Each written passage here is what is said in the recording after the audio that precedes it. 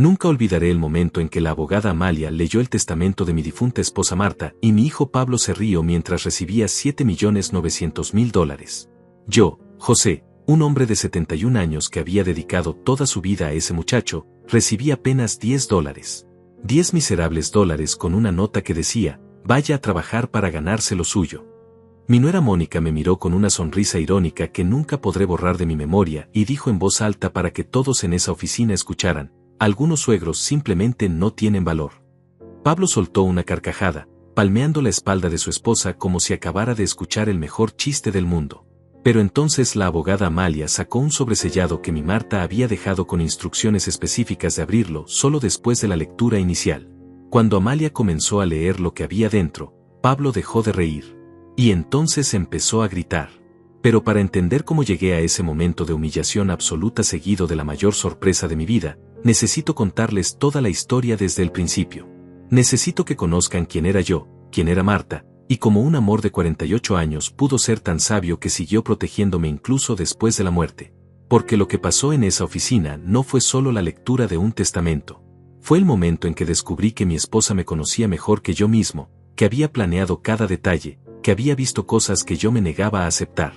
Y fue el día en que mi vida cambió para siempre. Retrocedamos 6 meses antes de esa escena en la oficina de abogados. Marta todavía estaba viva, y aunque no lo sabíamos en ese momento, le quedaban apenas 12 semanas de vida. Estábamos desayunando juntos como lo habíamos hecho durante casi medio siglo, sentados en nuestra pequeña cocina mientras el sol de la mañana entraba por la ventana. Ella untaba mermelada en una tostada y yo leía el periódico, pero en realidad solo pasaba las páginas sin prestar atención porque lo único que realmente quería era observarla. Después de tantos años juntos, seguía pareciéndome la mujer más hermosa del mundo. Sus canas brillaban como plata, sus arrugas contaban la historia de miles de sonrisas, y sus ojos todavía tenían esa chispa que me había enamorado cuando éramos jóvenes. Nos conocimos cuando yo tenía 23 años y trabajaba como aprendiz de carpintero en un taller del barrio. Ella acababa de graduarse como maestra y había conseguido su primer trabajo en una escuela primaria cerca de donde yo vivía. La vi por primera vez un sábado por la tarde en la plaza central.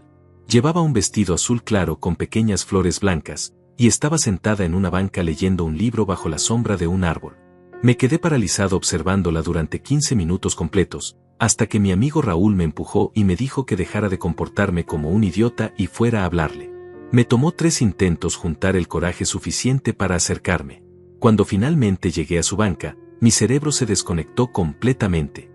Tartamudeé algo incoherente sobre el clima y sobre el libro que estaba leyendo, aunque ni siquiera podía ver el título desde donde estaba parado. Marta levantó la mirada, me observó con esos ojos cafés increíbles, y se rió. Pero no fue una risa burlona o despectiva. Fue cálida, genuina, del tipo que te hace sentir que a pesar de haber hecho el ridículo, todo va a estar perfectamente bien. Me preguntó mi nombre, me invitó a sentarme, y pasamos las siguientes 3 horas hablando de todo y de nada. Cuando el sol comenzó a ocultarse, yo ya estaba completamente perdido. Enamorado hasta los huesos. Nos casamos 13 meses después en una ceremonia sencilla en la iglesia del barrio. No teníamos dinero para una gran celebración, pero teníamos algo mucho más valioso. Teníamos un amor que parecía sacado de esas historias que la gente dice que ya no existen. Marta usó el vestido de novia de su madre, yo alquilé un traje que me quedaba un poco grande, y nuestros amigos y familiares se juntaron para compartir comida casera y bailes hasta la madrugada. Fue perfecto. Fue nuestro. Y fue el comienzo de la vida más hermosa que un hombre podría desear. Yo seguía trabajando en el taller de carpintería, aprendiendo el oficio, perfeccionando cada corte, cada ensamblaje, cada acabado. Mis manos siempre estaban ásperas y manchadas de barniz, pero Marta las besaba igual, diciéndome que eran las manos más trabajadoras y honestas que conocía. Ella enseñaba en la escuela durante el día y por las tardes daba clases particulares a niños del vecindario. Vivíamos en un apartamento pequeño de 2 habitaciones, pero lo convertimos en nuestro hogar. Marta colgó cortinas que ella misma cosió, yo construí estantes y una mesa para el comedor. Cada mueble en esa casa lo hice yo con mis propias manos, tallando nuestras iniciales en lugares secretos que solo nosotros conocíamos. Pablo llegó a nuestras vidas 2 años después de la boda. Recuerdo la noche en que Marta me despertó a las 3 de la madrugada diciéndome que era hora, que el bebé venía. Corrimos al hospital en el viejo auto de mi padre, yo manejando como loco y ella apretando mi mano con tanta fuerza que casi me rompe los dedos. Cuando finalmente escuché el llanto de mi hijo, cuando la enfermera me lo puso en los brazos por primera vez, sentí algo que nunca había experimentado antes. Era amor, pero multiplicado por 1000. Era la sensación de que mi vida acababa de tener un propósito completamente nuevo. Pablo era un bebé hermoso, gordito, de mejillas rosadas, con el cabello oscuro de Marta y mi nariz.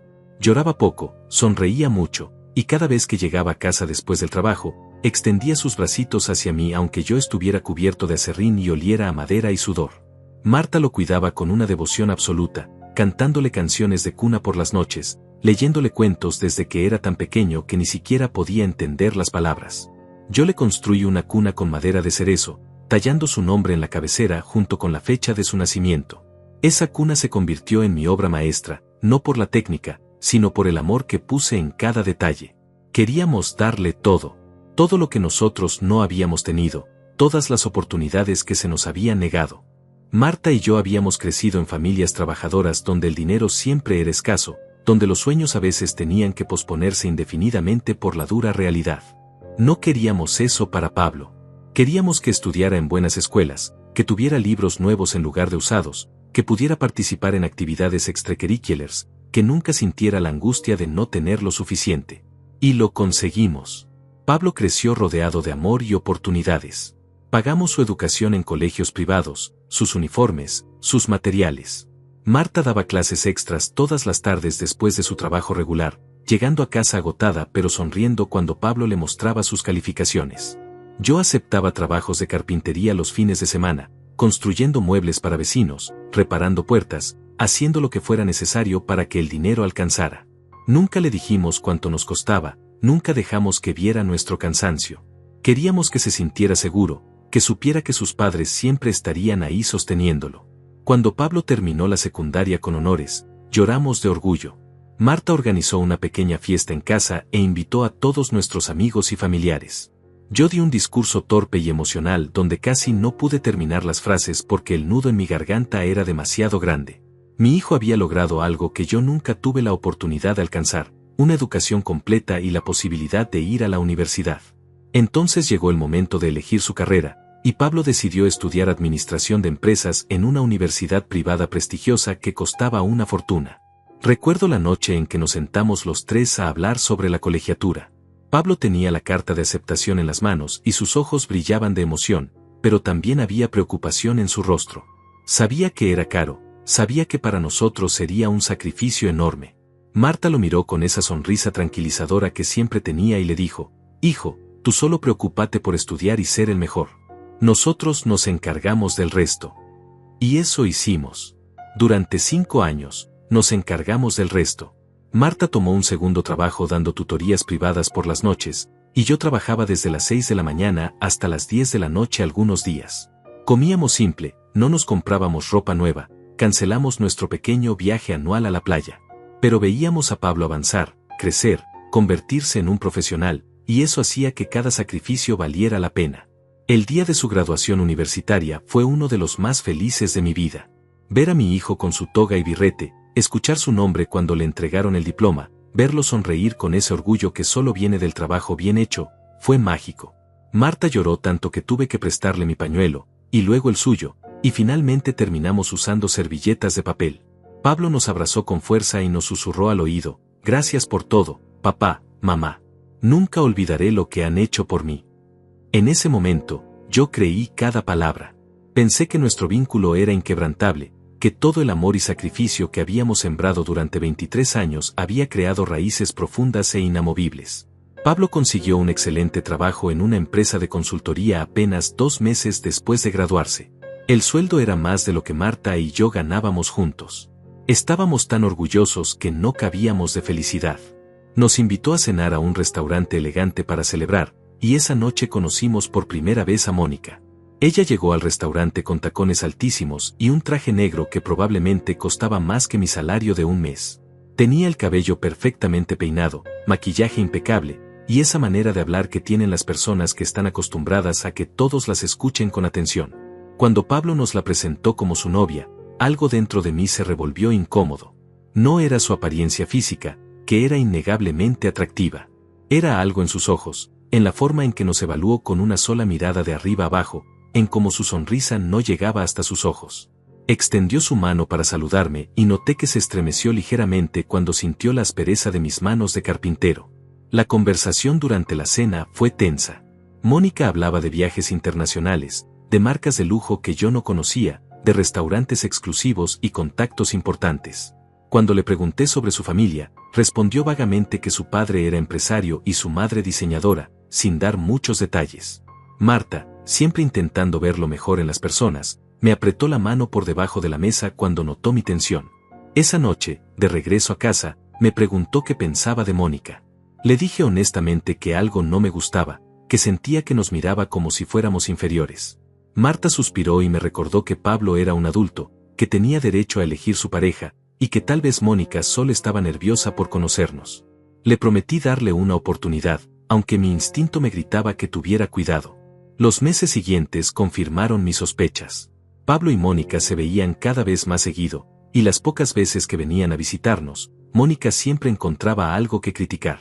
Nunca directamente, siempre con comentarios envueltos en falsas preocupaciones. José, ¿no te molesta la espalda subiendo esas escaleras tan empinadas? Deberían considerar mudarse a un lugar más accesible. Oh Marta, qué lindo tu vestido, se nota que tiene años, esas telas vintage tienen un encanto especial. Cada frase era un pequeño aguijón diseñado para hacernos sentir menos, y lo peor era que Pablo no decía nada. Solo sonreía incómodo y cambiaba de tema. Un año después, Pablo nos llamó para darnos una noticia: se iban a casar. Mónica ya tenía todo planeado, desde el lugar hasta el menú, sin preguntarle a Marta si quería ayudar con los preparativos como tradicionalmente hacen las madres. La boda sería en un salón exclusivo con 200 invitados, la mayoría contactos de negocios que ninguno de nosotros conocía. Cuando Marta preguntó tímidamente si podía hacer algo, Mónica respondió con una sonrisa condescendiente: no te preocupes, Marta, tengo un wedding planner profesional. Sé que esto es mucho más grande que las bodas a las que estás acostumbrada, así que mejor deja que los expertos se encarguen. La boda fue exactamente como Mónica quería, ostentosa, cara, impersonal. Marta y yo nos sentamos en una mesa cerca del frente, rodeados de extraños en trajes de diseñador que nos miraban con curiosidad mal disimulada. Durante la recepción, escuché a alguien susurrar: esos son los padres del novio, imagínate, él un simple carpintero. Me tragué la humillación porque era el día de mi hijo y no quería arruinarlo. Marta apretó mi mano tan fuerte que supe que ella también lo había escuchado. Bailamos nuestra única pieza juntos, sonreímos para las fotos, y nos fuimos temprano alegando cansancio. Después de la boda, las visitas se volvieron aún más escasas. Pablo y Mónica compraron un apartamento moderno en la zona más cara de la ciudad, decorado con muebles minimalistas y obras de arte que yo no entendía. Las pocas veces que los visitábamos en su nuevo apartamento, Mónica nos recibía con una sonrisa forzada y nos ofrecía café en tazas de porcelana tan delicadas que yo temía romperlas con mis manos grandes y ásperas. Todo en ese lugar gritaba dinero y sofisticación, desde las lámparas de diseñador hasta el sofá blanco impoluto donde me daba miedo sentarme con mi ropa de trabajo. Mónica caminaba descalza sobre el piso de madera pulida, hablando por teléfono sobre contratos y campañas publicitarias, mientras Pablo revisaba su computadora portátil sin prestarnos mucha atención. Nos habíamos convertido en visitas obligatorias, en un deber familiar que cumplían con la menor cantidad de esfuerzo posible. Los domingos que antes eran sagrados para nuestra familia se convirtieron en una reliquia del pasado. Durante años, Pablo venía todos los domingos a almorzar. Marta preparaba sus platillos favoritos desde la noche anterior, yo limpiaba la casa hasta dejarla impecable, y esperábamos su llegada con la emoción de quien espera lo más valioso del mundo. Pero después de la boda, las excusas comenzaron a llegar con regularidad.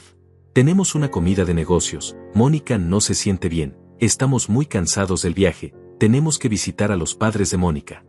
Siempre algo, siempre una razón por la cual no podían venir. Marta seguía cocinando igual, preparando comida para 4 personas aunque sabía que Pablo probablemente no vendría. Ponía la mesa completa, con los platos buenos y las servilletas de tela que solo usábamos en ocasiones especiales. Yo la observaba moverse por la cocina con esa esperanza terca que se negaba a morir, y mi corazón se partía un poco más cada vez. Cuando finalmente aceptábamos que Pablo no llegaría, comíamos en silencio rodeados de sillas vacías, y luego guardábamos la comida extra en recipientes que se quedaban olvidados en el refrigerador hasta que se echaban a perder. Una noche encontré a Marta llorando en la cocina. Eran casi las 11 y pensé que ya estaba dormida, pero algo me despertó y la busqué. Estaba sentada en el piso, apoyada contra los gabinetes, sosteniendo una foto vieja de Pablo cuando tenía 5 años. En la foto él sonreía mostrando el espacio donde se le había caído un diente, abrazando un camión de juguete que yo le había construido. Las lágrimas corrían por las mejillas de Marta mientras acariciaba la imagen con el pulgar. Me senté a su lado en el piso frío y la abracé sin decir nada porque no había palabras que pudieran arreglar lo que estábamos sintiendo. ¿Qué hicimos mal, José?, me preguntó con la voz quebrada. Dimos todo, sacrificamos todo.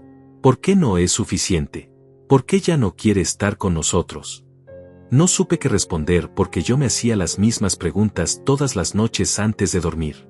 Le dije que no habíamos hecho nada malo, que habíamos sido los mejores padres que pudimos ser, que a veces los hijos simplemente crecen y se alejan. Pero incluso mientras decía esas palabras, no las creía. Porque esto no era un alejamiento natural, no era un hijo construyendo su propia vida de manera saludable. Esto era abandono, puro y simple, disfrazado de ocupación y responsabilidades adultas. Los meses pasaron y la distancia emocional se convirtió en un abismo. Las llamadas telefónicas duraban menos de 5 minutos. Hola papá, solo llamaba para saber cómo están. Estoy muy ocupado, hablamos luego. Clic. Ni siquiera esperaba mi respuesta. Los mensajes de texto eran escuetos y espaciados. Marta intentaba mantener el contacto mandándole fotos de comidas que preparaba, preguntándole sobre su trabajo, enviándole artículos que pensaba que le podrían interesar.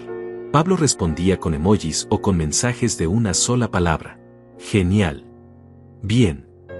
Gracias. Nada que requiriera esfuerzo, nada que mostrara que realmente le importábamos. Entonces Marta enfermó. Comenzó con dolores de estómago que ella ignoró durante semanas, diciendo que era solo estrés o algo que había comido. Pero los dolores empeoraron, llegó el cansancio extremo, la pérdida de peso. La obligué a ir al doctor, y después de varios análisis y estudios que nos llenaron de angustia, llegó el diagnóstico que destrozó nuestro mundo: cáncer de páncreas, etapa avanzada. Los doctores nos explicaron con voces suaves y miradas compasivas que el pronóstico no era bueno, que tal vez le quedaban 6 meses y teníamos suerte, que el tratamiento solo podría darle un poco más de tiempo y mejorar su calidad de vida pero no curarla. Llamé a Pablo desde el estacionamiento del hospital. Mis manos temblaban tanto que casi no podía marcar el número. Cuando contestó, pude escuchar voces y risas de fondo, como si estuviera en algún evento social. Le di la noticia con la voz rota, esperando que dejara todo y viniera inmediatamente. Hubo un silencio largo del otro lado de la línea, y luego escuché a Mónica preguntando algo en el fondo. Pablo le respondió en voz baja, tapando el teléfono, y luego volvió a hablar conmigo. Papá, qué noticia terrible. Iré a visitarlos pronto, te lo prometo. Ahora estoy en medio de algo importante, pero hablamos mañana, ¿sí? Y colgó. Tardó 3 días en aparecer. 3 días interminables en los que Marta preguntaba por él constantemente, en los que yo inventaba excusas patéticas sobre tráfico y trabajo importante, en los que mi corazón se llenaba de una rabia que nunca había sentido antes. Cuando finalmente llegó, venía solo. Mónica había decidido no acompañarlo porque los hospitales la ponían muy nerviosa. Pablo abrazó a Marta con cuidado, como si temiera contagiarse de algo, y se quedó apenas 1 hora antes de decir que tenía una reunión importante que no podía cancelar. Marta sonrió y le dijo que lo entendía, que no se preocupara, que ella estaría bien. Pero yo vi cómo sus ojos se llenaron de lágrimas en cuanto Pablo salió de la habitación. Los siguientes 2 meses fueron una pesadilla. Marta comenzó el tratamiento de quimioterapia que la dejaba débil y nauseabunda. Perdió su hermoso cabello, su piel se volvió pálida como papel, y había días en que apenas podía levantarse de la cama. Yo dejé de trabajar en el taller para cuidarla a tiempo completo. Mis ahorros comenzaron a disminuir rápidamente entre medicamentos, consultas médicas y tratamientos, pero no me importaba. Lo único que me importaba era estar junto a Marta cada segundo que le quedara en este mundo. Le preparaba comidas suaves que pudiera tolerar, le sostenía el cabello cuando vomitaba, le leía sus libros favoritos por las noches cuando no podía dormir por el dolor. Y en todo ese tiempo, Pablo vino a visitarnos exactamente 4 veces. 4 veces en 2 meses. Cada visita duraba menos de 1 hora, siempre con la excusa de reuniones urgentes o compromisos ineludibles. Mónica nunca vino. ni una sola vez. Enviaba flores caras con tarjetas impersonales que decían cosas como pronta recuperación o estamos pensando en ti, como si Marta fuera una colega de oficina y no la madre de su esposo. Las flores se marchitaban en el florero mientras Marta las miraba con una tristeza que me partía el alma. Una tarde, mientras yo cambiaba el agua del florero, Marta me dijo con voz débil: José, cuando yo me vaya, Pablo va a necesitarte. No lo abandones aunque él nos haya abandonado a nosotros. Prométeme que siempre serás su padre, sin importar qué. Le prometí entre lágrimas, aunque por dentro sentía que mi hijo ya nos había abandonado hacía mucho tiempo. Nuestra vecina Celia, una mujer de 68 años que había enviudado 3 años atrás, se convirtió en nuestro ángel guardián durante esos meses oscuros. Venía todos los días con comida casera, nos ayudaba con las tareas del hogar, se sentaba con Marta para hacerle compañía cuando yo necesitaba salir a comprar medicamentos. Celia había pasado por lo mismo con su esposo, así que entendía el dolor, el cansancio, la desesperación de ver a la persona que amas desvanecerse poco a poco. Me ofrecía palabras de consuelo cuando yo colapsaba emocionalmente, y nunca juzgaba a Pablo aunque yo sabía que ella también notaba su ausencia. Una tarde, mientras Marta dormía después de una sesión particularmente difícil de quimioterapia, Celia y yo tomábamos café en la cocina. Ella me miró con esos ojos sabios que había desarrollado después de décadas de vida y me preguntó directamente: ¿Dónde está tu hijo, José? La pregunta me golpeó como un puñetazo.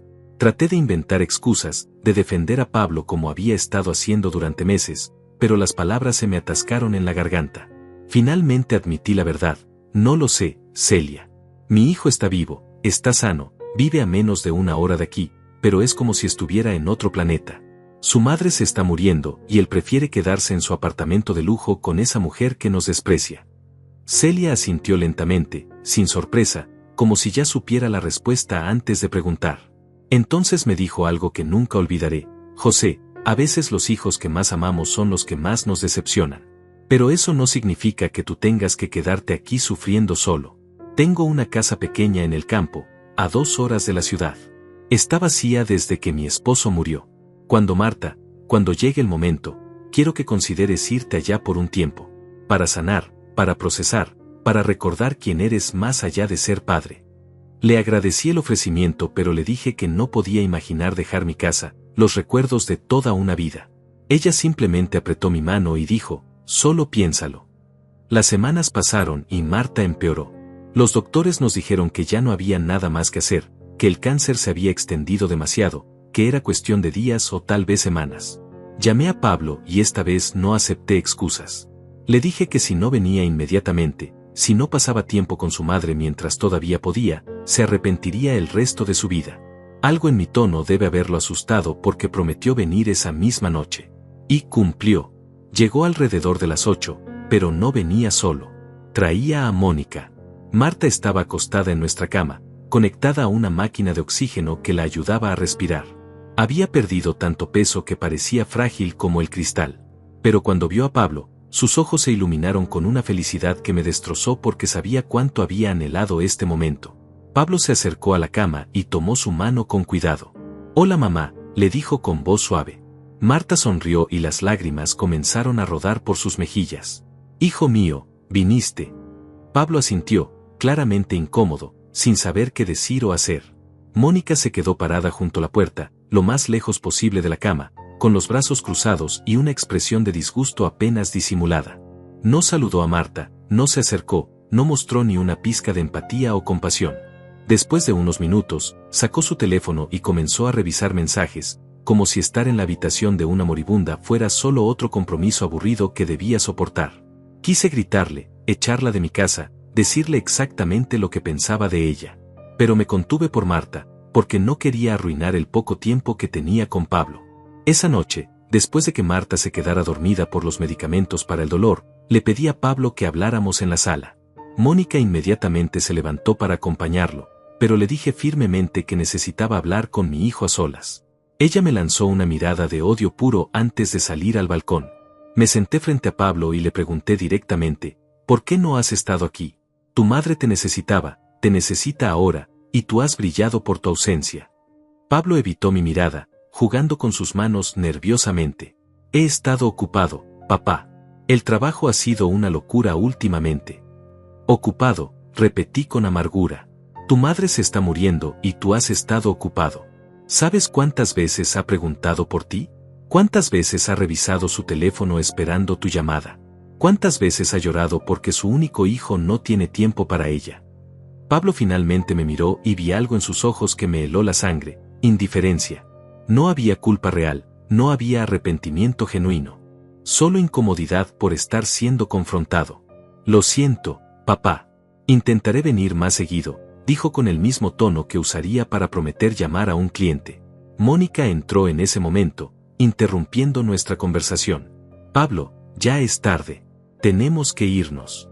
Pablo asintió inmediatamente, levantándose como un perro obediente. Le recordé que su madre podría no tener muchos días más, que tal vez esta era la última oportunidad de pasar tiempo real con ella. Mónica respondió antes de que Pablo pudiera hablar. José, entendemos que es difícil, pero Pablo también tiene responsabilidades. No puede simplemente abandonar su vida porque Marta decidió enfermarse. Las palabras salieron de su boca con tal naturalidad, con tal desprecio, que me quedé paralizado. ¿Decidió enfermarse? Como si Marta hubiera elegido el cáncer, como si esto fuera un capricho inconveniente. Pablo no la contradijo.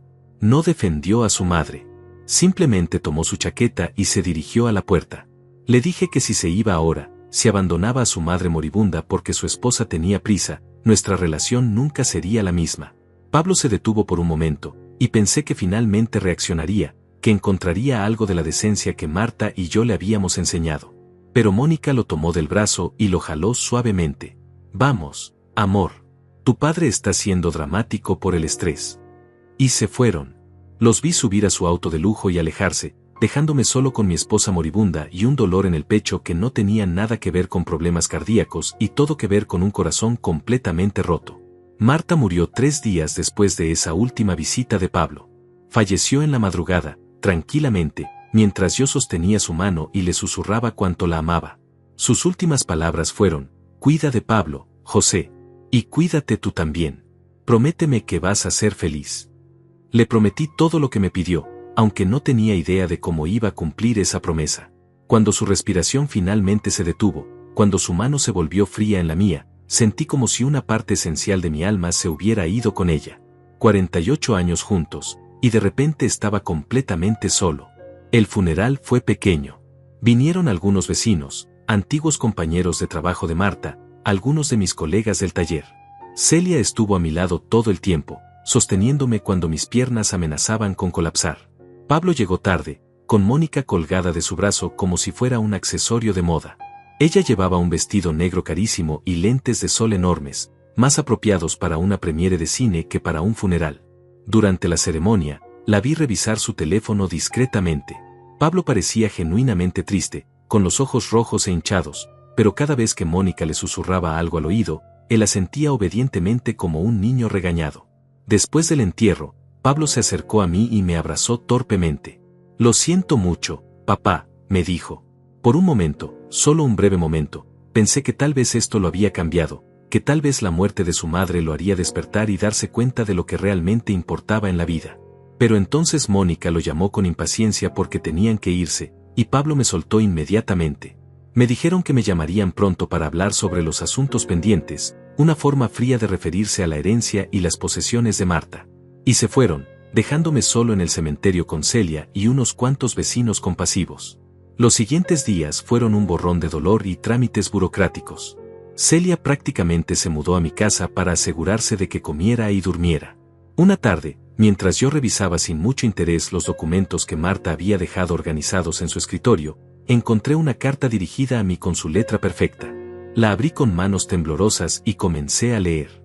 Marta me explicaba que había tomado ciertas precauciones, que había visto cosas que yo me negaba a ver sobre Pablo y Mónica, que me amaba demasiado como para dejarme desprotegido.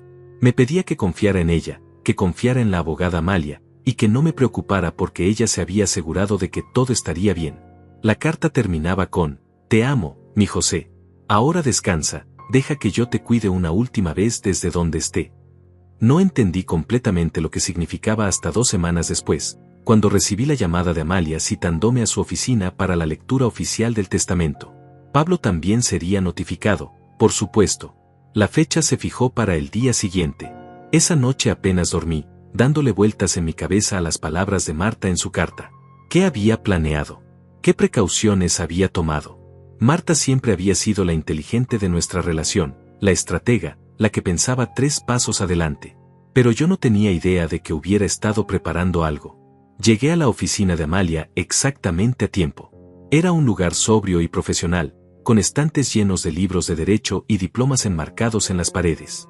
Pablo y Mónica ya estaban allí, sentados en las sillas de cuero frente al escritorio de Amalia. Mónica llevaba otro traje carísimo y me miró con desprecio apenas disimulado cuando entré. Pablo me saludó con un movimiento de cabeza incómodo. Me senté lo más lejos posible de ellos, sintiendo la tensión en el aire como electricidad estática antes de una tormenta. Amalia entró momentos después, cargando una carpeta gruesa y un sobresellado con lacre rojo. Se sentó detrás de su escritorio y nos miró a los 3 con una expresión completamente neutral. «Buenos días», comenzó con voz profesional. «Estamos aquí para la lectura del testamento de Marta González de Herrera. Antes de comenzar, debo informarles que la señora Marta dejó instrucciones muy específicas sobre cómo debía llevarse a cabo este proceso. Les pido que me permitan seguir esas instrucciones al pie de la letra». Todos asentimos, aunque Mónica rodó los ojos discretamente. Amalia abrió la carpeta y comenzó a leer el primer documento.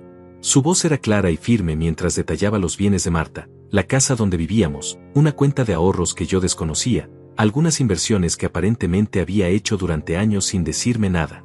Yo estaba asombrado. Pensaba que vivíamos al día, que apenas teníamos lo suficiente para sobrevivir. Pero Marta, mi brillante Marta, había estado guardando y multiplicando dinero en secreto durante décadas. El total de sus bienes ascendía a poco más de 8 millones de dólares. La cifra me dejó sin aire. 8 millones. ¿Cómo era posible? Pablo y Mónica se enderezaron en sus asientos, claramente interesados ahora. Vi cómo los ojos de Mónica brillaban con codicia apenas contenida. Amalia continuó leyendo. A mi amado hijo Pablo Antonio Herrera González, le heredo la suma de $7.900.000, distribuidos de la siguiente manera. Pablo soltó una risa de incredulidad y alivio. $7.900.000. Mónica le apretó el brazo emocionada, susurrándole algo al oído. Ambos sonreían como si acabaran de ganarse la lotería, sin un ápice de tristeza por la mujer que acababa de morir y les estaba dejando esa fortuna. Entonces Amalia continuó. A mi esposo José Manuel Herrera Campos, le heredo la suma de $10 estadounidenses, con la siguiente nota adjunta. Un silencio pesado cayó sobre la oficina. $10. De los 8 millones que Marta había acumulado, me dejaba apenas $10. Amalia sacó una nota pequeña y leyó con voz neutra, vaya a trabajar para ganarse lo suyo, como siempre lo ha hecho. La humillación me golpeó como una ola gigante. No podía ser real. Marta no podía haberme hecho esto. Después de 48 años juntos, después de todo lo que habíamos construido, ¿me dejaba $10 con una nota cruel? Pablo estalló en carcajadas. Una risa genuina, liberada, casi histérica. Mónica se unió a él, riéndose mientras me miraba con satisfacción venenosa. Algunos suegros simplemente no tienen valor, dijo Mónica en voz alta, asegurándose de que yo le escuchara perfectamente. 48 años de matrimonio y la mujer terminó dándose cuenta de quién realmente importaba. Pablo siguió riendo, palmeando la espalda de su esposa como si acabara de contar el mejor chiste del mundo. Me sentía mareado, confundido, traicionado. ¿Por qué Marta haría esto? ¿Había sido todo una mentira? ¿Nuestro amor, nuestra vida juntos, significaba tan poco para ella? Pero entonces vi algo en los ojos de Amalia. Un brillo, una pequeña sonrisa que intentaba contener. Ella levantó el sobresellado con el lacre rojo y dijo con voz firme, sin embargo, la señora Marta dejó instrucciones específicas de que este sobre adicional debía ser abierto solo después de la lectura inicial. El ambiente cambió instantáneamente. Pablo dejó de reír. Mónica se tensó en su asiento. Amalia rompió el lacre ceremoniosamente y sacó varios documentos. Comenzó a leer, y con cada palabra, vi cómo el color desaparecía del rostro de Pablo. Este documento anula parcialmente el testamento anterior, leyó Amalia con voz clara y firme. Yo, Marta González de Herrera, en pleno uso de mis facultades mentales, habiendo sido diagnosticada con una enfermedad terminal, decidí realizar una última prueba de carácter para mi hijo Pablo. La distribución inicial leída hace unos momentos era una farsa diseñada para revelar la verdadera naturaleza de las personas que amo. Quería ver cómo reaccionarían ante la idea de riqueza versus la idea de que mi esposo quedara desamparado. Los resultados han sido exactamente lo que temía. Amalia hizo una pausa, permitiendo que las palabras penetraran en la habitación como cuchillos afilados. Pablo se había puesto completamente pálido. Mónica tenía la boca abierta, congelada en medio de lo que había sido una sonrisa triunfal. Amalia continuó leyendo: la verdadera distribución de mis bienes es la siguiente. A mi hijo Pablo Antonio Herrera González, le dejo la suma de $10 estadounidenses y esta carta. Amalia sacó un sobre y se lo extendió a Pablo con mano firme. Él lo tomó con dedos temblorosos, como si el papel quemara. A mi amado esposo José Manuel Herrera Campos, le heredo la totalidad de mis bienes restantes, incluyendo la casa, todas las cuentas bancarias, inversiones y propiedades, que suman aproximadamente $8 millones. El silencio que siguió fue ensordecedor. Yo no podía procesar lo que estaba escuchando. $8 millones. Todo para mí. Marta no me había traicionado. Todo había sido una prueba, una última lección para Pablo. Miré a mi hijo y vi cómo sus manos temblaban mientras abría el sobre que Amalia le había dado. Comenzó a leer en voz baja, pero Mónica le arrancó la carta de las manos y leyó en voz alta, su voz subiendo de volumen con cada palabra. Querido Pablo, si estás leyendo esto es porque fallaste la prueba más importante de tu vida. Debí alejarte de nosotros año tras año. Debí elegir el dinero sobre el amor, el estatus sobre la familia, a una mujer que nos desprecia sobre los padres que sacrificaron todo por ti. Mónica continuó leyendo, ahora con voz temblorosa de rabia. Estuve enferma durante 2 meses y viniste a verme 4 veces. 4 veces, Pablo. Tu padre estuvo a mi lado cada segundo, sin dormir, sin descansar, gastando sus ahorros en mis medicamentos mientras tú vivías en tu apartamento de lujo y te quejabas de estar ocupado. La noche que viniste con Mónica, ella ni siquiera tuvo la decencia de acercarse a mi cama. Y tú la dejaste comportarse así. No la corregiste, no la confrontaste, no defendiste mi dignidad. En ese momento supe que había perdido al hijo que crié, al niño bondadoso que solía abrazar a su padre cubierto de aserrín sin importarle ensuciarse. Pablo comenzó a llorar. Lágrimas silenciosas que rodaban por sus mejillas mientras la realidad de lo que había hecho, de lo que había perdido, finalmente penetraba en su conciencia. Mónica dejó de leer y arrojó la carta sobre el escritorio de Amalia. Esto es ridículo, gritó con voz estridente. Esta vieja manipuladora nos tendió una trampa. Esto no puede ser legal. Vamos a impugnar este testamento. Vamos a llevarlo a corte. Amalia la miró con frialdad profesional y respondió: Señora, el testamento es completamente legal y fue redactado bajo supervisión notarial con múltiples testigos. La señora Marta estaba en pleno uso de sus facultades mentales cuando lo firmó. Pueden intentar impugnarlo si desean, pero les aseguro que no tendrán éxito y solo gastarán dinero en abogados. Pablo finalmente habló, su voz rota y desesperada. Papá, yo no sabía, yo no me di cuenta, lo siento mucho. Se levantó de su silla y comenzó a caminar hacia mí, pero yo levanté una mano deteniéndolo. Por primera vez en mi vida como padre, miré a mi hijo con algo que se parecía peligrosamente al desprecio. No, dije con voz firme y fría que no reconocí como mía. No te acerques a mí. Tu madre te dio todas las oportunidades del mundo para demostrar quién eras realmente, y elegiste ser esto. Elegiste reírte cuando pensaste que me había dejado desamparado. Elegiste celebrar con tu esposa mi supuesta miseria. No fue un impulso, no fue un error de un segundo. Fue tu verdadera naturaleza revelándose. Mónica se puso de pie bruscamente, tomando a Pablo del brazo. No necesitamos esto. No necesitamos su dinero sucio. Pablo tiene un excelente trabajo, ganamos bien, viviremos perfectamente sin nada de ustedes. Pero vi el pánico en sus ojos, vi cómo sus planes de gastar millones se evaporaban frente a ella. Pablo se dejó arrastrar hacia la puerta, pero se detuvo y me miró una última vez. Papá, por favor, dame una oportunidad de arreglarlo. Soy tu hijo. Le sostuve la mirada sin parpadear y respondí con palabras que Marta había escrito en su carta y que Amalia había leído. Eras mi hijo. Ahora no sé qué eres. Se fueron, y escuché los gritos de Mónica resonando por el pasillo mientras arrastraba a Pablo hacia el elevador. Me quedé sentado en esa oficina, todavía procesando todo lo que había pasado. Amalia se acercó y puso una mano gentil sobre mi hombro. José, Marta me pidió que te dijera algo personalmente cuando todo esto terminara. Me hizo prometerle que te cuidaría de la manera que ella ya no podría hacerlo. Saqué otro documento de la carpeta y me lo mostró. Además de los 8 millones, Marta había estado pagando por adelantado mis servicios como tu abogada personal por los próximos 5 años. También dejó cartas adicionales para ti, una para cada mes del próximo año. Me pidió que te las entregara en fechas específicas. La primera debes recibirla hoy. Me entregó un sobre con mi nombre escrito en la letra perfecta de Marta. Esperé hasta llegar a casa para abrirlo. Me senté en nuestro sofá, el mismo donde Marta y yo habíamos pasado miles de noches viendo televisión, leyendo, simplemente estando juntos, y rompí el sello. Mi querido José, comenzaba la carta. Si estás leyendo esto, significa que todo salió como lo planeé. Sé que debes estar confundido, tal vez enojado conmigo por hacerte pasar por esa humillación inicial.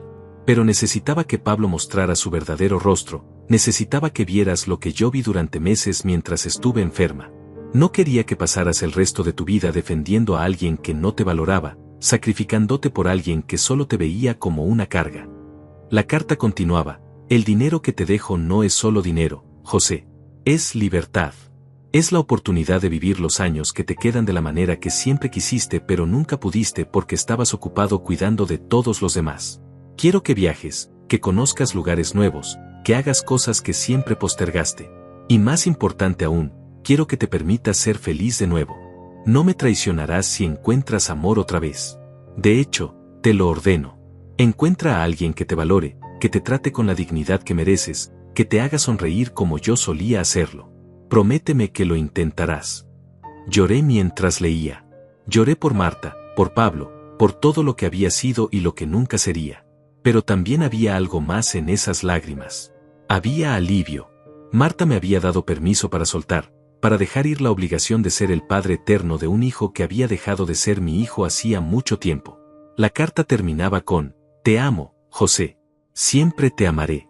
Ahora vive. Vive por los dos. Doblé la carta cuidadosamente y la guardé junto a la foto de nuestra boda que siempre tenía en mi mesita de noche. Al día siguiente, llamé a Celia. Ella contestó inmediatamente, su voz llena de preocupación. José, ¿cómo estás? ¿Cómo fue la lectura del testamento? Le conté todo, cada detalle de la prueba de Marta, la reacción de Pablo, la herencia real. Celia escuchó en silencio y cuando terminé, suspiró profundamente. Marta era una mujer sabia, dijo finalmente. Sabía exactamente lo que necesitabas ver para poder liberarte. Entonces le pregunté si su oferta de la casa en el campo todavía estaba en pie. Hubo un momento de silencio antes de que respondiera, y pude escuchar la sonrisa en su voz. Por supuesto que sí, José. Puedes mudarte cuando quieras. Tardé 2 semanas en organizar todo. Contraté una empresa de mudanzas para llevar solo lo esencial a la casa de campo de Celia, mi ropa, algunas herramientas de carpintería, fotos de Marta, y los objetos que tenían valor sentimental. El resto lo dejé exactamente como estaba. La casa, con todos sus muebles y recuerdos, la puse en manos de Amalia para que la administrara. La casa de campo de Celia estaba ubicada en un pueblo pequeño a 2 horas de la ciudad, rodeada de montañas y bosques que parecían sacados de una postal. Era una construcción de madera y piedra con un porche amplio, un jardín descuidado que alguna vez había sido hermoso, y un taller anexo que el difunto esposo de Celia había usado para sus proyectos de carpintería. Cuando llegué por primera vez y vi ese taller, sentí algo que no había sentido en meses: esperanza. Celia me recibió con un abrazo largo y me mostró cada rincón de la casa con cariño, explicándome dónde estaban las cosas, cómo funcionaba la calefacción vieja, qué vecinos eran amigables. Los primeros días fueron extraños. Me despertaba temprano por costumbre, pero ya no había medicinas que preparar, no había citas médicas que coordinar, no había mano que sostener. El silencio era absoluto y a veces ensordecedor. Caminaba por el pueblo sin rumbo fijo, observando a las personas vivir sus vidas simples y tranquilas. Había una panadería que olía a pan recién hecho todas las mañanas, una plaza central donde los ancianos jugaban dominó bajo la sombra de árboles centenarios, una pequeña biblioteca donde la encargada conocía a todos por nombre. Era un mundo completamente diferente al que había conocido. Poco a poco, comencé a encontrar mi ritmo. Me levantaba con el sol y tomaba café en el porche mientras escuchaba a los pájaros. Después caminaba por los senderos del bosque, respirando el aire limpio que olía a pino y tierra húmeda. Por las tardes, me encerraba en el taller y trabajaba con la madera. Había olvidado cuánto amaba la carpintería cuando no era solo un medio para ganar dinero sino una forma de expresión. Construí una nueva silla para el comedor, reparé la cerca del jardín, tallé pequeñas figuras de animales que Celia colocaba en las repisas de su sala como tesoros preciados. Celia venía a visitarme 2 o 3 veces por semana, siempre trayendo comida casera y buena conversación. Nunca presionaba, nunca preguntaba sobre Pablo a menos que yo sacara el tema, simplemente estaba ahí ofreciendo su compañía silenciosa cuando la necesitaba y su risa contagiosa cuando me atrevía a contar alguna historia divertida del pasado. Me hablaba de su esposo fallecido, de cómo ella también había pasado por el proceso de reconstruirse después de perder al amor de su vida, de cómo había aprendido que el duelo no tiene un cronograma fijo y que estaba bien tener días buenos y días malos. Un sábado por la tarde, mientras compraba provisiones en el mercado del pueblo, conocí a Raúl. Era un hombre de mi edad, tal vez un año menor, con cabello completamente blanco, ojos verdes amables, y una sonrisa que arrugaba las comisuras de sus ojos. Estaba en el puesto de verduras seleccionando tomates con cuidado meticuloso cuando accidentalmente chocó con mi carrito. Se disculpó inmediatamente, sus mejillas sonrojándose con vergüenza, y yo le aseguré que no había problema. Comenzamos a hablar, primero sobre tomates y recetas de cocina, luego sobre el pueblo y cuánto tiempo llevábamos viviendo allí, y de repente 1 hora había pasado y seguíamos conversando como viejos amigos. Raúl era viudo también. Su esposo había fallecido 3 años atrás de un ataque al corazón repentino. Me contó esto con naturalidad, observando mi reacción cuidadosamente. Yo asentí con comprensión, sin juicio, porque después de 71 años de vida había aprendido que el amor viene en muchas formas y todas son igualmente válidas. Me invitó a tomar café en su casa, una cabaña pequeña al otro lado del pueblo, y acepté sin pensarlo demasiado. Pasamos esa tarde hablando sobre pérdidas, sobre segundas oportunidades, sobre lo que significa reconstruir una vida cuando pensabas que ya todo estaba escrito. Raúl se convirtió en mi primer amigo real en el pueblo. Comenzamos a vernos regularmente, a veces para caminar por los senderos del bosque, otras veces simplemente para sentarnos en el porche y tomar café mientras veíamos el atardecer. Él era profesor de literatura jubilado y me prestaba libros de su colección personal, pidiéndome opiniones que yo daba torpemente porque nunca había sido gran lector pero estaba dispuesto a aprender.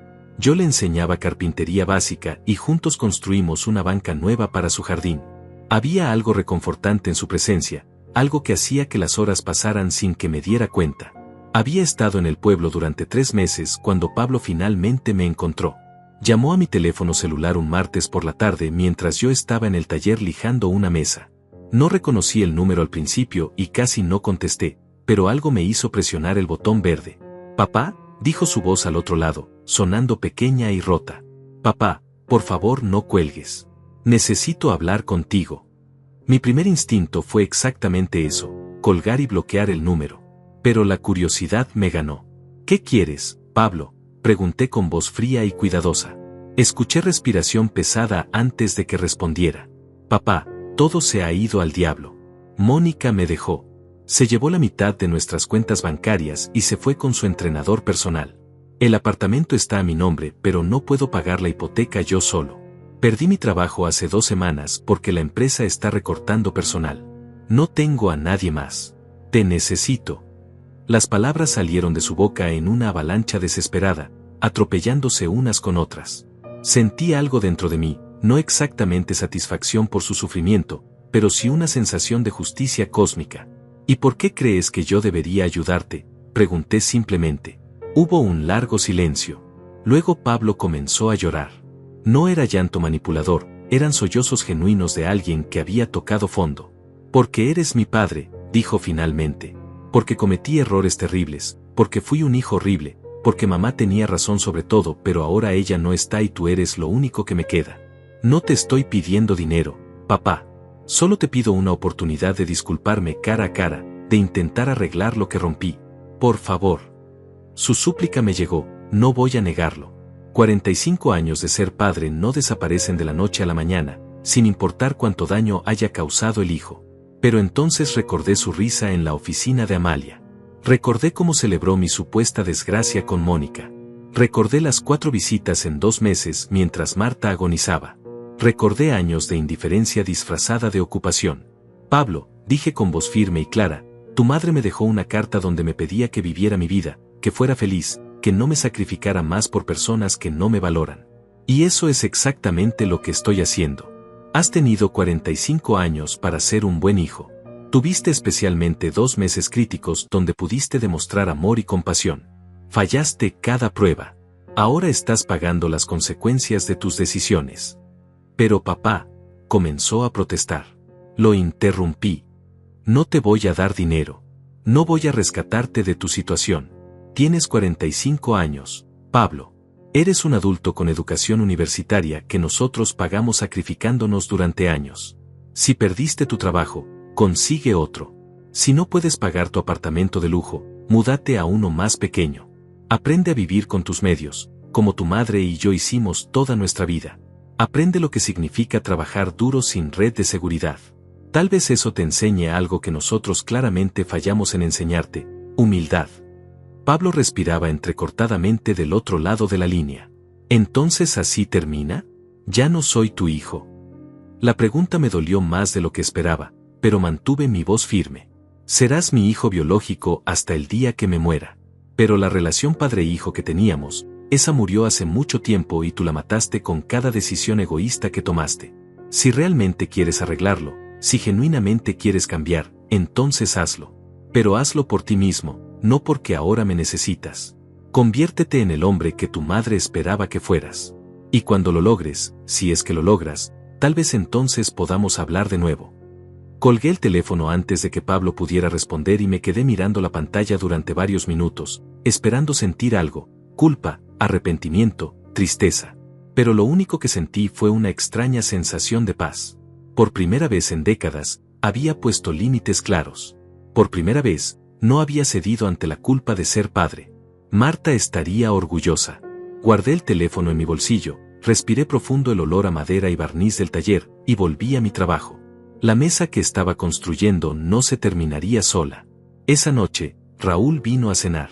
Habíamos establecido una rutina donde alternábamos cocinar en nuestras respectivas casas, desafiándonos mutuamente con recetas nuevas que encontrábamos en viejos libros de cocina. Esa noche era mi turno y había preparado un estofado que Marta solía hacer, siguiendo la receta que ella había escrito a mano en un cuaderno manchado de años de uso. Raúl llegó puntual como siempre, trayendo una botella de vino tinto y su sonrisa cálida que había comenzado a significar más para mí de lo que estaba dispuesto a admitir en voz alta.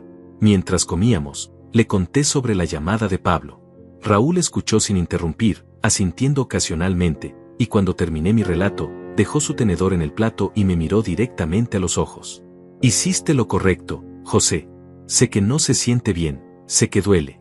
Pero algunas veces el amor más grande que podemos dar es precisamente negarnos a rescatar a alguien de las consecuencias de sus propias decisiones. Es la única manera en que pueden aprender y crecer. Sus palabras me reconfortaron de una manera que no esperaba. Asentí, sintiéndome comprendido de una forma que no había experimentado en mucho tiempo. Después de la cena, nos sentamos en el porche con nuestras tazas de café, observando las estrellas que brillaban con una claridad imposible en la ciudad. Raúl comenzó a hablar de su difunto esposo, algo que hacía raramente.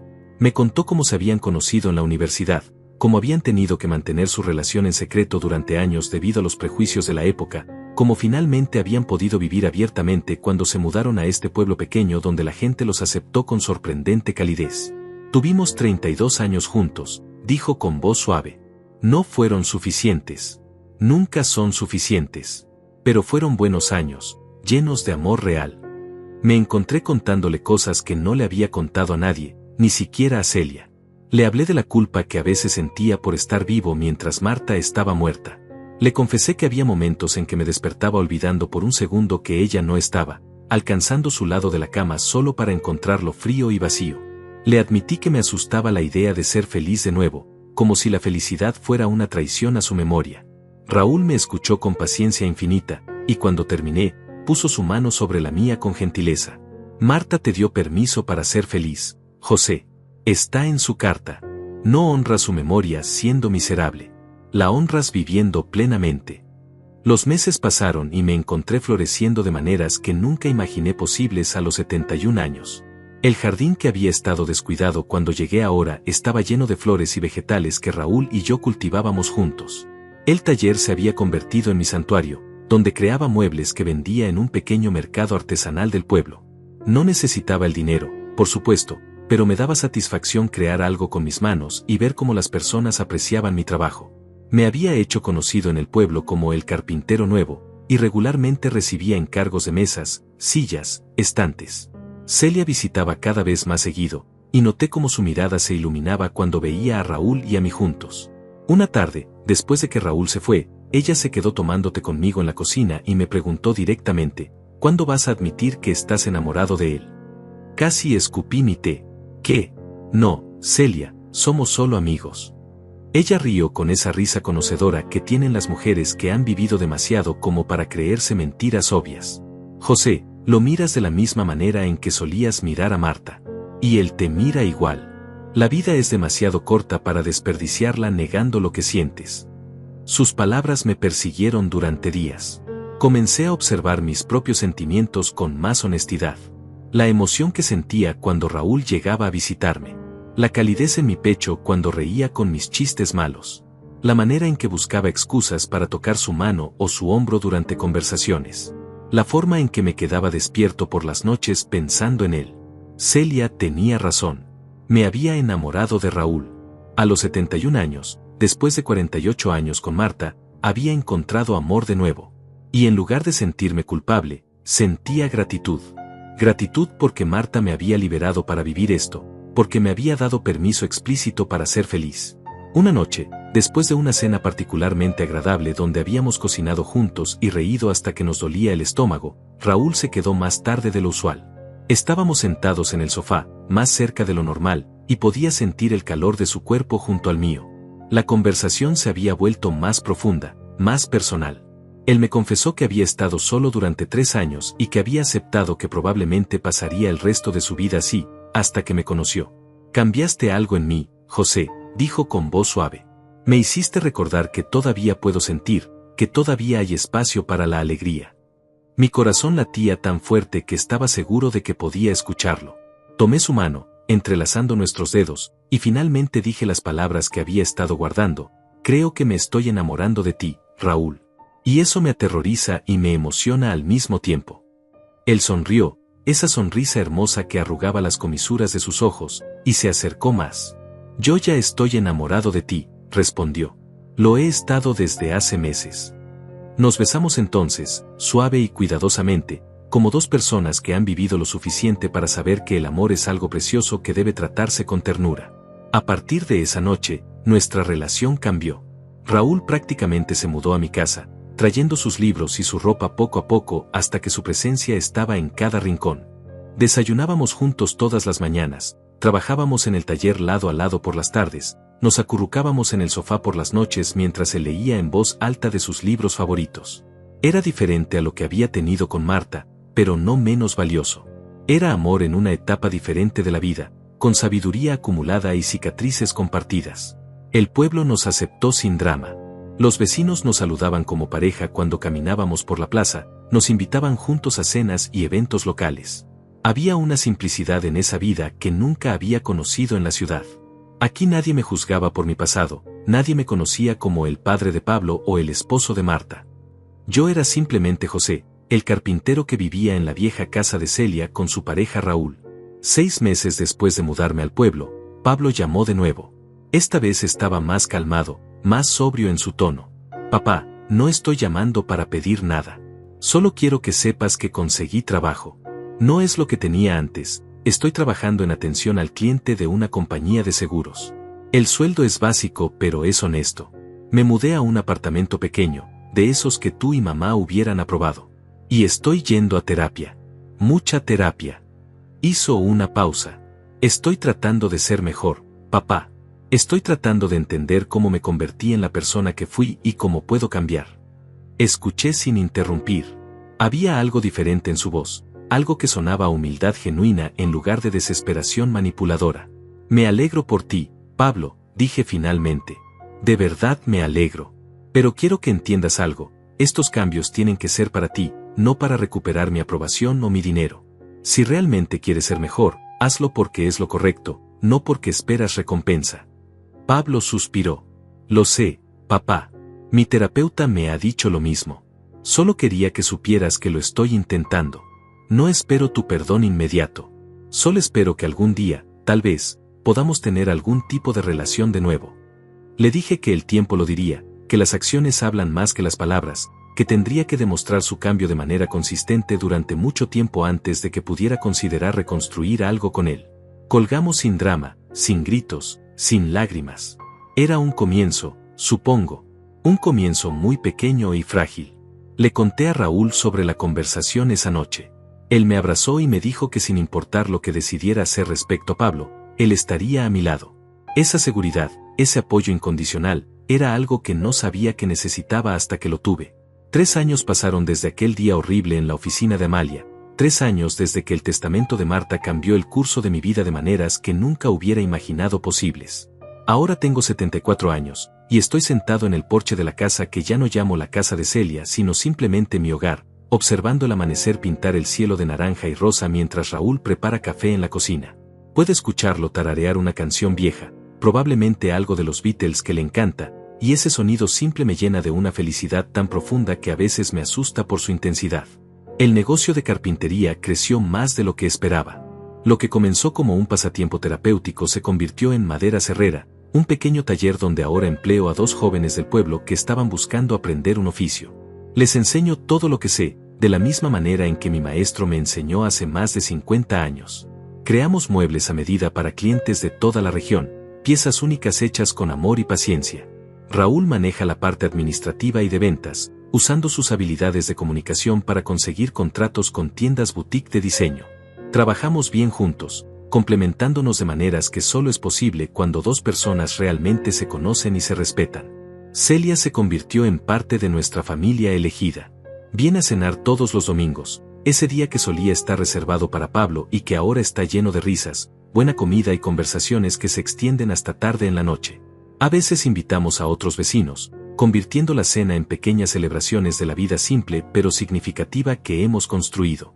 Celia siempre me mira con orgullo maternal cuando Raúl y yo nos movemos por la cocina en perfecta sincronía, pasándonos ingredientes sin necesidad de palabras. Marta sabía exactamente lo que hacía, me dijo una vez mientras brindábamos con vino. Te liberó para que pudieras volar. Las cartas mensuales de Marta continuaron llegando durante el primer año después de su muerte, cada una entregada puntualmente por Amalia en la fecha exacta que Marta había especificado. Algunas eran cortas, solo unas pocas líneas de aliento. Otras eran largas, llenas de memorias y consejos para navegar el duelo. La última carta llegó exactamente 1 año después de su muerte.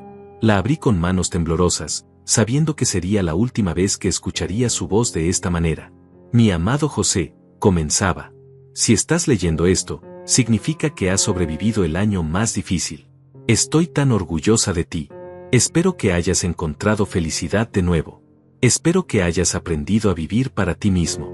Y sobre todo, espero que sepas que nuestro amor no termina solo porque yo ya no esté físicamente presente. Viviré siempre en cada mueble que construyas, en cada amanecer que observes, en cada momento de paz que encuentres. Te amo eternamente, y te libero completamente. Vuela, mi amor. Vuela alto. Guardé todas las cartas en una caja de madera de cerezo que tallé especialmente para ellas, con nuestras iniciales entrelazadas en la tapa. La caja vive en mi mesita de noche, y algunas noches, cuando extraño particularmente a Marta, la abro y releo sus palabras. Raúl entiende estos momentos. Nunca se siente amenazado por mi amor por Marta, de la misma manera que yo nunca me siento amenazado por su amor por su difunto esposo. Hemos aprendido que el corazón humano tiene capacidad infinita para amar, que el amor nuevo no borra el amor viejo sino que coexiste con él de manera hermosa y compleja. Pablo y yo hemos reconstruido una relación, pero es diferente. Ya no es la dinámica padre-hijo tradicional donde yo doy y él toma. Es más equilibrada, más adulta, más honesta. Él siguió en terapia durante 2 años completos, trabajando en sus problemas de privilegio, su falta de empatía, su tendencia a valorar el dinero sobre las personas. Mantuve mi distancia durante el primer año y medio, permitiéndole hacer el trabajo sin mi validación. Solo comenzamos a hablar regularmente cuando su terapeuta me contactó, con permiso de Pablo, para explicarme el progreso genuino que había hecho y preguntarme si estaría dispuesto a participar en algunas sesiones familiares. Las primeras sesiones fueron brutalmente honestas. Pablo finalmente escuchó, realmente escuchó, cómo su comportamiento había afectado a Marta y a mí. Lloró cuando le conté sobre las veces que encontré a Marta llorando por su ausencia. Se desmoronó cuando describí los últimos días de su madre, como preguntaba por él constantemente, como yo inventaba excusas para protegerla del dolor de su indiferencia. No lo consolé cuando lloró. Esa era parte de su proceso, enfrentar el peso completo de lo que había hecho. El terapeuta me explicó que para que Pablo pudiera cambiar realmente, necesitaba sentir el dolor que había causado, no ser rescatado de él. Ahora hablamos por teléfono una vez por semana. Las conversaciones son cortas pero sustanciales. Me cuenta sobre su trabajo, sobre su apartamento modesto, sobre los voluntariados que comenzó a hacer en un comedor comunitario. Yo le cuento sobre el negocio, sobre Raúl, sobre la vida en el pueblo. No le he ofrecido dinero ni una sola vez, y él no lo ha pedido. Vino a visitarnos hace 6 meses, su primera visita al pueblo. Fue incómodo al principio, con silencios cargados y miradas cuidadosas. Pero luego le mostré el taller y algo en él se suavizó. «Papá, esto es increíble», dijo mirando alrededor con asombro genuino. «Nunca te vi tan vivo». Le presenté a Raúl, quien lo recibió con cortesía cautelosa pero amable. Pablo se comportó con respeto impecable, agradeció la hospitalidad, ayudó con los platos después de la cena. Antes de irse, me abrazó largo rato y me susurró al oído: «Mamá estaría feliz de verte así. Lo siento tanto por todo, papá. Siento haberte fallado a ti y a ella cuando más nos necesitabas». Le dije que lo sé, que el camino hacia la reconciliación completa sería largo, pero que estaba dispuesto a caminarlo si él continuaba haciendo el trabajo. No era perdón total, no todavía. Pero era un comienzo real. Amalia se convirtió en más que mi abogada. Se volvió una amiga querida que visita ocasionalmente, siempre trayendo actualizaciones sobre asuntos legales pero quedándose para conversaciones que no tienen nada que ver con documentos o finanzas. Fue ella quien me ayudó a establecer un fondo de becas en nombre de Marta para estudiantes de escasos recursos que quieran estudiar educación. Cada año, 5 estudiantes reciben fondos completos para la universidad, con la única condición de que devuelvan el favor ayudando a otros cuando puedan. Es el legado que Marta hubiera querido, mucho más que dinero acumulado en una cuenta bancaria. La semana pasada, Raúl y yo tomamos una decisión importante. Reservamos boletos de avión para España, un viaje de 3 semanas que incluye Madrid, Barcelona y varios pueblos pequeños que Marta siempre soñó con visitar pero nunca pudo. Llevaré sus cenizas conmigo, esparcidas en una pequeña urna que tallé de madera de olivo. En cada ciudad, dejaré una pequeña parte de ella en lugares hermosos, jardines, playas, miradores. Es mi manera de cumplir los sueños que no pudimos completar juntos, de llevarla conmigo en esta nueva aventura, de honrar nuestro pasado mientras construyo mi futuro. Esta mañana, mientras tomaba café en el porche esperando que Raúl despertara, pensé en ese día horrible en la oficina de Amalia hace 3 años. Pensé en la humillación inicial, en la risa cruel de Pablo, en las palabras venenosas de Mónica. Pensé en cómo me sentí cuando creí que Marta me había traicionado, y luego en la revelación del sobresellado que cambió todo. Si alguien me hubiera dicho ese día que 3 años después estaría aquí, enamorado de nuevo, dirigiendo un negocio exitoso, viviendo en paz en un pueblo pequeño, nunca lo hubiera creído. A veces el abandono es el mayor regalo que podemos recibir. Pablo me abandonó, Mónica me despreció, y en ese proceso me obligaron a soltar una identidad que ya no me servía, la del padre sacrificado que vive solo para sus hijos, que se anula completamente para complacer a otros. Marta vio esto antes de morir. Vio que yo necesitaba ser liberado de esas cadenas, y con sabiduría infinita creó las circunstancias exactas para que esa liberación sucediera. No fue cruel, fue amor en su forma más pura y desinteresada. Raúl salió al porche con 2 tazas de café fresco, besó mi frente, y se sentó a mi lado. «¿En qué piensas?», preguntó. Le conté sobre mis reflexiones, sobre cómo el peor día de mi vida se convirtió en el catalizador para los mejores años. Él asintió con esa comprensión profunda que solo viene de haber vivido plenamente. La vida tiene maneras extrañas de darnos exactamente lo que necesitamos, aunque no sea lo que pedimos, dijo sabiamente. Tomé su mano, miré el sol que ahora brillaba completamente sobre las montañas, y sentí gratitud absoluta por todo, por Marta y los 48 años que compartimos, por Pablo y las lecciones dolorosas que me enseñó, por Celia y su generosidad, por Raúl y este amor inesperado en mi vejez, por cada momento que me trajo hasta aquí. Me llamo José, tengo 74 años, y finalmente entendí algo fundamental: ser abandonado no significa no tener valor. A veces significa exactamente lo contrario. Significa que eres demasiado valioso para desperdiciar tu vida en personas que no pueden ver tu luz. Todo comenzó con un testamento que parecía ser mi humillación final, y terminó siendo mi liberación completa.